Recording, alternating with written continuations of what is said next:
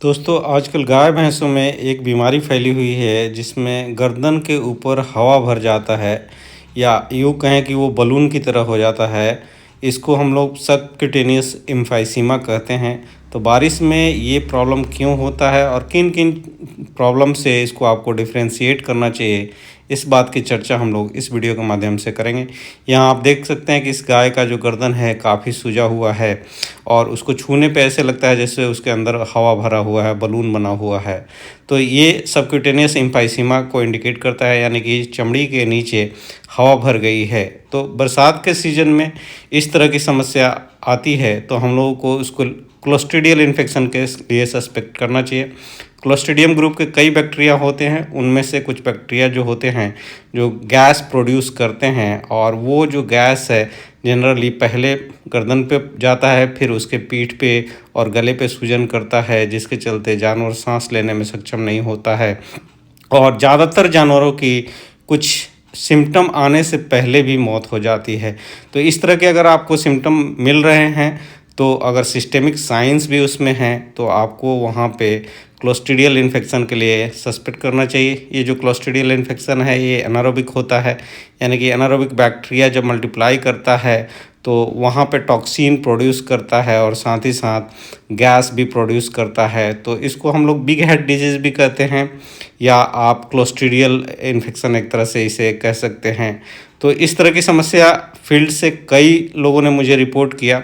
इसको डिफरेंशियल के लिए ऐसा माना जाता है कि ये हवा जो है दो और जगहों से आ सकता है। या तो आपने रूमेन पंचर किया हो जिसमें टिम्पनी हो, तो वहाँ पे पहले देखेंगे कि आप पीठ के ऊपर हवा भरेगा और उसमें सिस्टेमिक साइंस नहीं आते हैं। कहने का मतलब चारा खाना नहीं छोड़ती है, एनिमल जो है नॉर्मल रहता है। जबकि दूसरा केस जहाँ पे लंग रप्चर हो जाए या लंग में बहुत ज़्यादा निमोनिया हो जाए, उसमें भी लंग से हवा लीक करता है या ट्रैकिया से कभी कभी फॉरेन बॉडी के चलते लीक करता है, तो ऐसा देखने को मिलता है।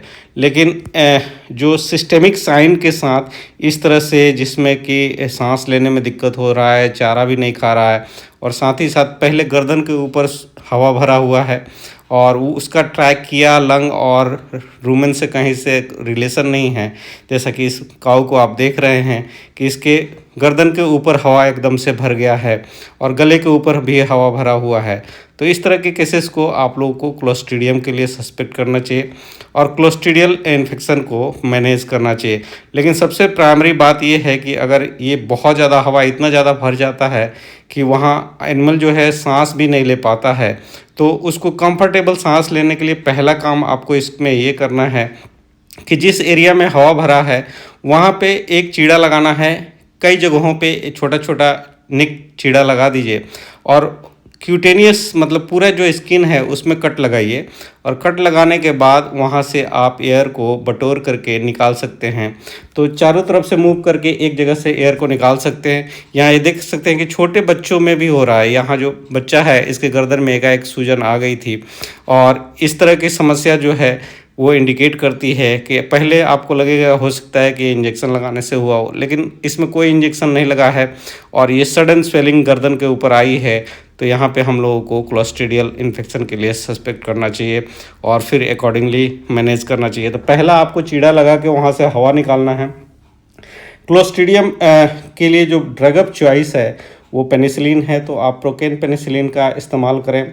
साथ ही साथ आप चाहें तो यहाँ पे मेट्रोनिडाजोल का भी इस्तेमाल कर सकते हैं। मेट्रोनिडाजोल के साथ प्रोकेन पेनिसिलिन को ऐड करेंगे तो बेनिफिट ज़्यादा मिलता है।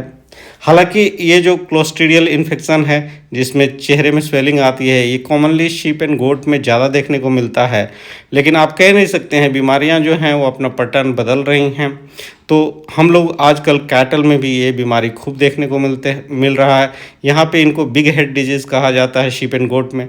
जैसा कि आप यहाँ देख रहे हैं कि दोनों की आंख सूज गई है, नाक सूज गया है, गले पे स्वेलिंग है। तो इसमें हवा भरने के साथ साथ एडिमा भी रहता है, तो एडिमेटस भी हो सकता है। लेकिन कैटल में आजकल जो देखने को मिल रहा है उसमें प्योर हवा भरा रहता है और जानवरों की जान घंटों या 24 घंटे के अंदर चली जाती है। तो इस तरह के केसेस को मैनेज करने के लिए आप क्लोस्ट्रीडियल इन्फेक्शन के लिए सस्पेक्ट करना होगा और ड्रग ऑफ चॉइस जो एंटीबायोटिक मैंने बताया पेनिसिलिन या मेट्रोनिडाज़ोल का कॉम्बिनेशन आपको इस्तेमाल करना होगा, चीड़ा लगाना होगा।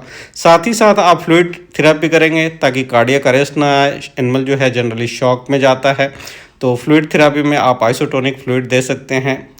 नेसाइड्स का यहाँ इस्तेमाल किया जा सकता है। आप फ्लूनिक्जीन, मैग्लूमेन या मेलॉक्सिकैम का इस्तेमाल करें अगर फीवर है तो उसको मैनेज करने के लिए, या टॉक्सीमिया को मैनेज करने के लिए। अगर यहाँ पे नीला पड़ता है या काला खून निकलता है और टिश्यू हीलिंग की ज़रूरत है, तो वहाँ पे जो टिश्यू हीलिंग एंजाइम्स हैं उनका भी इस्तेमाल आप कर सकते हैं। इसमें कुछ केसेस में इडीमा होता है, गैंग्रीन होता है, वो क्लोस्ट्रीडियल डिफरेंट होता है, उसका भी हम कभी चर्चा करेंगे और पहले भी मैंने उस पर वीडियो बनाया है। लेकिन ये जो टिपिकल केस है जिसमें हवा भरता है, इसको आप लोगों को डिफ्रेंशिएट करना है और फील्ड में अगर ऐसे केसेस आते हैं तो उनको क्लोस्ट्रीडियम से डिफ्रेंशिएट करते हुए मैनेज करेंगे तो मुझे लगता है कि आपको ज़रूर सक्सेस मिलेगा। तो मेरे साथ बने रहने के लिए बहुत बहुत धन्यवाद। इसी तरह से आप लोग मेरे साथ जुड़े रहें। अभी तक अगर आपने मेरे चैनल को सब्सक्राइब नहीं किया है तो सब्सक्राइब करें। आप चाहें तो मेरा मेंबरशिप भी ले सकते हैं, जहां पे हम स्पेशल लाइव डिस्कशन करते हैं और आपके क्लिनिकल प्रैक्टिस को इम्प्रूव कराने की कोशिश करते हैं। बहुत बहुत धन्यवाद। नमस्कार।